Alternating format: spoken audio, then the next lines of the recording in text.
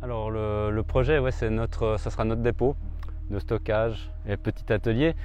Après, ce qui est très particulier, c'est que justement, donc il est semi-enterré et donc ça fait pas mal de terre et on réutilise tout. Et tout ça sur le site, sur le chantier ici. Là, on voit justement, on a excavé la construction, on a stocké ici. Alors le terrain naturel est en pente.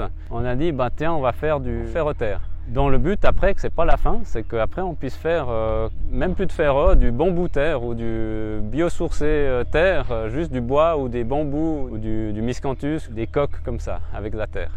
Là on a la végétale, là on a la terre du dessous. La végétale on la garde pour la végétale et la terre du dessous c'est celle-là qu'on transforme pour la construction. Une fois qu'on a excavé la terre et qu'on a séparé la végétale, c'est la couche de dessous, on la prépare tout avec la pelle mécanique et des godets.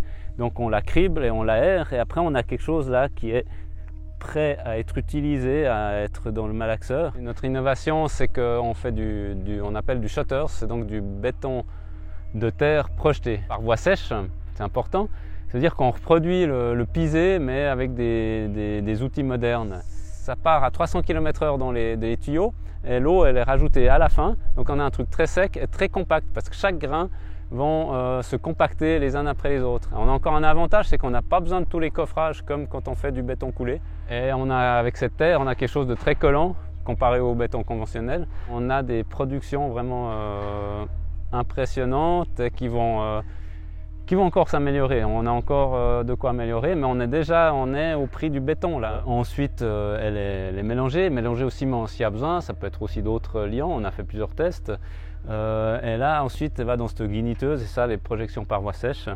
On a dû faire des modifications évidemment pour que la terre passe, mais la base c'est une guiniteuse, une projection, machine à projeter le béton par voie sèche. Le compresseur d'air amène l'air ici. Voilà, elle est un peu humide quand même. Et il y a quand même des grains dedans, encore le 0,16, voilà, un grain caillou. Il n'y a pas le tuyau, mais il y a le robinet et on met l'eau juste ce qu'il faut. Et donc en mur ou en haut, on projette comme ça. Après, on peut avoir un tuyau plus gros et on a aussi beaucoup utilisé un bras de projection qui est téléguidé.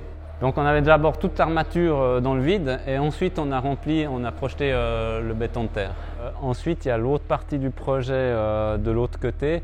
Alors ça sera plus tard, mais c'est là qu'après on va évoluer le ferro-terre en plus de fer du tout et c'est ça avec la structure bois, ça peut être du bambou, des roseaux, mais et le béton de terre en compression, seulement en compression, des coques qui descendent jusqu'au sol et il y aura le même avant-toit, la même lignée d'avant-toit de façade et ensuite derrière ce sera tout des coques complètes.